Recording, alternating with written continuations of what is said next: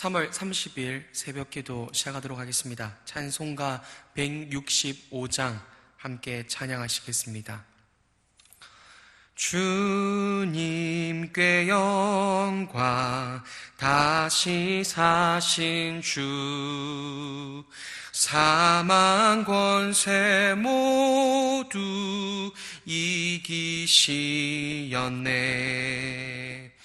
흰 옷 입은 천사 돌을 옮겼고 누우셨던 곳은 비어 있었네. 주님께 영광, 다시 사신 주, 사망 권세 모두 이기시었네. 부활의 주님 나타내시사 두려움과 의심 물리치셨네. 주의 교회 기뻐 찬송하여라. 다시 사신 주님 죽음 이겼네. 주님께 영광, 다시 사신 주, 사망 권세 모두 이기시었네. 생명의 임금, 영광의 주님, 주님 없는 삶은 헛될 뿐이라. 주의 사랑으로 세상 이기고 요단 건너 보냐 가게 하소서. 주님께 영광, 다시 사신 주, 사망 권세 모두 이기시었네.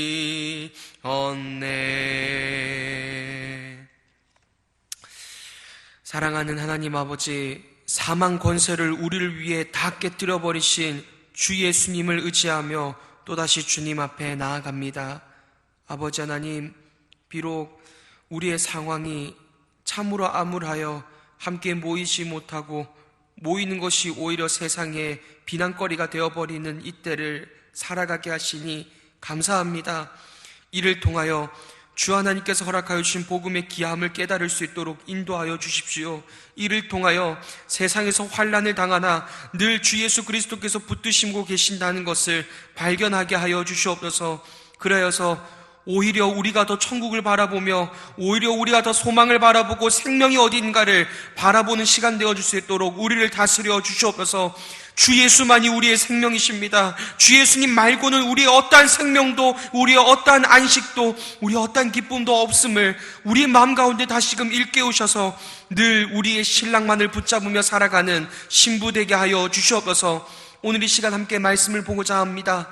주 예수 그리스도 안에서 있는 그 부활, 그 놀라운 부활의 영광의 삶을 깊이 만끽하며 기뻐하며 성도의 삶을 기쁘게 살아갈 수 있도록 오늘 하루도 붙드시고 다스려 주시옵소서. 감사드리오며 모든 영광 받게 합당하신 구주 예수님의 이름으로 간절히 기도드립니다. 아멘. 오늘 함께 보실 말씀은 마가복음 12장 18절부터 27절까지만 함께 읽도록 하겠습니다. 마가복음 12장 18절에서 27절입니다. 우리 주 예수 그리스도의 말씀입니다. 부활이 없다 하는 사두개인들이 예수께 와서 물어 이르되, 선생님이여, 모세가 우리에게 써주기를 어떤 사람의 형이 자식이 없이 아내를 두고 죽으면 그 동생이 그 아내를 취하여 형을 위하여 상속자를 세울지니라 하였나이다. 7형제가 있었는데 마지가 아내를 취하였다가 상속자가 없이 죽고, 둘째도 그 여자를 취하였다가 상속자가 없이 죽고, 셋째도 그렇게 하여 7이 다 상속자가 없었고 최후의 여자도 죽었나이다. 7사람이 다 그를 아내로 취하였으니 부활 때 곧 그들이 살아날 때에 그 중에 누구의 아내가 되리이까? 예수께서 이르시되 너희가 성경도 하나님의 능력도 알지 못함으로 오해함이야 아니냐? 사람이 죽은 자 가운데서 살아날 때에는 장가도 아니가고 시집도 아니가고 하늘에 있는 천사들과 같으니라. 죽은 자가 살아난다는 것을 말할진대 너희가 모세의 책 중 가시나무 떨기에 관한 글에 하나님께서 모세에게 이르시되 나는 아브라함의 하나님이요 이삭의 하나님이요 야곱의 하나님이로다 하신 말씀을 읽어보지 못하였느냐? 하나님은 죽은 자의 하나님이 아니요 산 자의 하나님이시라. 너희가 크게 오해하였도다 하시니라. 아멘. 할렐루야. 전능하심으로 우리를 붙드시는 삼위 하나님을 찬양합니다. 오늘 하루도 부활의 영광을 깊이 만끽하시는 모든 성도님 여러분 되시길 소망합니다. 오늘 본문은 부활이 없다고 여겼던 사두개인과 예수님의 대화입니다. 오늘은 이 대화를 살펴보면서 혹 사두개인 같은 모습이 우리에게 없는지를 함께 점검해 보시길 바랍니다. 그리고 우리에게 허락하신 부활의 영광에 압도당하시는 복된 시간 누리시길 소망합니다. 먼저 오늘은 사두개인에 대해서 함께 찬찬히 살펴보겠습니다. 사두개인은 모세 오경을 제외한 다른 성경을 받아들이지 않는 무리들이었습니다. 모세 오경에는 부활에 대한 직접적인 언급이 없다고 생각하였기에 부활 또한 믿지 않았습니다. 자, 그럼 질문입니다. 그럼 이들은 왜 하나님을 믿었던 것일까요? 부활이 없는데, 사후세계가 없는데 왜 이들은 하나님을 그토록 믿었던 것일까요? 이들은 철저히 이 세상에서 나를 윤택하게 해주게 만들 그 하나님을 믿었습니다. 그렇기에 사두개인들은 권력을 가진 사람들 편에 서서 권력을 누렸던 사람들이었습니다. 이스라엘의 지도자층을 대다수고 이루고 있을 정도로 이들은 권력을 사랑했습니다. 그런데도 자신들은 하나님을 믿노라고 말하며 성전에 앉아 있었던 것입니다. 이런 자들을 향해 예수님은 24절에서 먼저 이렇게 소개하십니다. 하나님의 능력도 알지 못함으로. 여러분, 하나님의 능력이 무엇입니까? 우리의 소원을 들어주는 능력입니까? 우리의 건강을 낫게 해주고 돈을 많게 해주는 그런 능력입니까? 아닙니다. 고린도전서 6장 14, 15절입니다. 제가 읽어드리겠습니다. 하나님이 주를 다시 살리셨고 또한 그의 권능으로 우리를 다시 살리시리라. 너희 몸이 그리스도의 지체인 줄 알지 못하느냐? 하나님의 참 능력은 부활의 능력입니다. 생명의 능력입니다. 그렇기에 죽은 우리 몸을 그리스도의 지체로 부활하게 하신 능력입니다. 모든 것을 다 하실 수 있는 하나님께서 왜 하나님의 능력은 부활의 능력이라고 한정되어 우리에게 가르치셨겠습니까? 왜 그렇습니까? 우리가 진정으로 소망해야 할 것, 우리가 진정으로 바라봐야 할 하나님의 능력은 부활의 능력이라는 것입니다. 우리가 바라보고 우리가 소원하고 우리가 그토록 기대해야 하는 것은 우리의 부활이지 이 땅의 풍족함이 아니라는 것입니다. 그렇게 우리는 늘 사두개인의 유혹을 조심해야 합니다. 사실 부활이 없다고 말하지는 않지만 부활이 없는 것처럼 살기는 너무나도 쉽습니다. 부활이 없다고 생각하는 사람들은 이 세상에 더욱 몰입하게 되어집니다. 더 움켜쥐려고 합니다. 우리는 늘 부활에 대한 이 불신앙에 대한 경각심을 지녀야 하는 것입니다.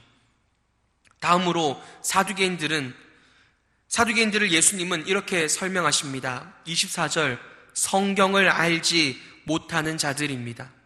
사실 사두개인들은 모세오경을 달달 외우고 다녔던 사람들입니다. 모세오경만이 하나님의 계시라고 생각하였기에 더욱 모세오경에 집중하였던 자들입니다. 그런데 왜 성경을 알지 못한다고 하신 것일까요? 하나님의 뜻을 몰랐기 때문입니다. 성경에 담아놓은 하나님의 뜻을 전혀 읽어내지 못하였기에 예수님께서는 성경을 알지 못한 자들이라고 말씀하신 것입니다. 우선 그들이 가져온 본문을 그들은 이해하지 못했습니다. 그들이 가져온 본문을 우리는 고엘 제도라고 불리웁니다. 형제 중 한 명이 자녀가 없이 죽었을 경우 다른 형제가 죽은 형제의 아내를 거둡니다. 그리고 그 아내에게서 태어나는 첫째 아들을 죽은 형제의 아들로 족보에 올립니다. 그렇게 죽은 형제의 이름이 끊어지지 않도록 한 것입니다.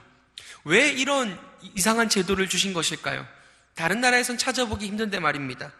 왜냐하면 죽음으로 인하여 하나님의 언약이 끝나지 않는 것임을 보여주시는 것입니다. 죽음도 하나님의 언약을 막을 수 없음을 가르치시기 위함입니다. 죽었다고 해서 하나님의 신실하신 언약이 끝나지 않습니다. 우리에게 자손을 주시겠고 구원을 주시겠노라 약속하셨던 그 약속을 끝까지 지키신다는 것을 다른 형제의 희생을 통하여 보여주신 것입니다. 그렇게 계속 죽은 형제의 자손들이 이 땅 가운데 생겨나게 되는 것입니다. 이것은 결국 우리의 참 형제이신 예수님의 이야기입니다. 우리의 참 형제이신 예수님의 모습이 딱 이와 같습니다. 우리는 죄로 인하여 생명을 낳지 못하는 자들입니다. 쉽게 말해서 하나님이 기뻐하시는 생활과 하나님이 기뻐하시는 선함을 내어놓을 수가 없었습니다. 사랑을 못합니다. 구원을 얻지 못하는 것입니다. 그러니 우리의 형제가 우리의 자리에서 대신 생명을 잉태해냅니다. 무엇으로요? 십자가로 말입니다. 우리가 못 내어놓았던 선함을 그 십자가 위에서 내어놓으셨고 우리 것이라고 말씀하셨습니다. 예수님이 이루셨는데 우리가 이룬 것이라고 말씀하셨습니다. 예수님만 의로우신데 그 의로움을 우리에게 줘버리셨습니다. 이것이 사두개인이 가져온 그 말씀의 본문의 진의입니다. 지금 자신들 눈앞에 자신들에게 참 생명을 주는 그 형제가 서 있음에도 불구하고 이를 깨닫지 못한 것입니다. 또한 이들은 모세오경에 분명히 부활을 증거하고 있음을 망각하였습니다. 읽어내지 못하였습니다. 당장 그들이 가져온 본문만 해도 죽음으로 끝나지 않는 하나님의 언약을 보여주셨지 않습니까? 모세가 떨기나무에서 하나님을 만났을 때도 이를 보여주셨습니다. 오늘 본문 26절입니다. 나는 아브라함의 하나님이요 이삭의 하나님이요 야곱의 하나님이로다. 이 말씀은 본래 모세에게 하나님께서 하신 말씀이라고 했습니다. 만약 믿음의 조상들과 함께 하셨던 하나님의 사역을 말씀하고 싶으셨던 것이라면 그냥 조상들에게 열심히 그 조상들을 키우고 조상들을 인도했던 하나님이었다고 설명하실 거였으면 이렇게 말씀하셨어야 합니다. 나는 아브라함의 하나님이었지 않느냐? 나는 이삭의 하나님이었고 야곱의 하나님이었다. 이렇게 과거형으로 말입니다. 그런데 하나님께서는 현재형으로 말씀하십니다. 왜 그렇습니까? 아브라함과 이삭과 야곱이 지금 하나님과 함께하기 때문입니다. 지금 이 순간 하나님 품 안에 있기 때문입니다. 그러니 죽은 자의 하나님이 아니라 산 자의 하나님이시기에 나는 아브라함의 하나님, 이삭의 하나님, 야곱의 하나님이라 말씀하신 것입니다. 그렇게 성경을 이해하지 못하였고 하나님의 능력을 알지 못하는 사두개인들은 이 세상에 더욱 집중하였습니다. 그렇다면 그리스도께서 우리에게 펼쳐내 보이신 진정한 부활의 영광은 무엇이겠습니까? 오늘 본문 12장 25절을 보면 이렇게 되어 있습니다. 사람이 죽은 자 가운데서 살아날 때에는 장가도 아니가고 시집도 아니가고 하늘에 있는 천사들과 같으니라. 즉 우리도 쉽게 부활을 이렇게 오해하기가 쉽습니다. 그냥 이 땅의 삶이 연속되어지는 것처럼 말입니다. 이 땅에서 누렸던 기쁨을 거기서도 누리고 이 땅에서 누렸던 그러한 음식과 다양한 것들을 저 천국에서도 누리는 것처럼 이해하기가 쉽습니다. 하지만 전혀 다른 것임을 하늘에 있는 천사들로 설명하셨습니다. 우리가 훗날 부활하였을 때에는 우리가 이 땅에서 누리는 것과 전혀 다른 생활이 펼쳐집니다. 어떤 생활입니까? 우선 하나님의 천사들처럼 온전히 하나님께 순종하게 되어집니다. 하나님만이 우리의 진정한 왕이심을 인정하게 되어집니다. 그러니 늘 평안합니다. 늘 행복합니다. 늘 감격이 됩니다. 이제는 더 이상 그리스도와 교회의 관계를 가르치는 가족이 필요 없습니다. 모두가 하나가 되었기 때문입니다. 그리스도와 교회의 그 깊은 하나됨을 이제는 모든 이들과 그리고 그리스도와 함께 누리기 때문에 이제는 더 이상 장가도 시집도 필요하지 않다라는 것입니다. 이 얼마나 행복하며 감격스러운 것입니까? 성도님 여러분, 성경은 이렇게 늘 부활을 증거하였습니다.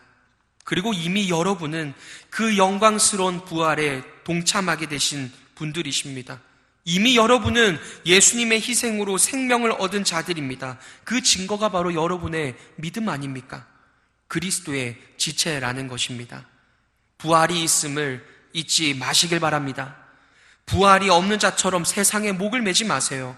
우리의 참 생명은 하늘에 있습니다. 그러니 주어진 하루하루를 즐길 수 있게 된 것입니다. 하나님과 함께 말입니다.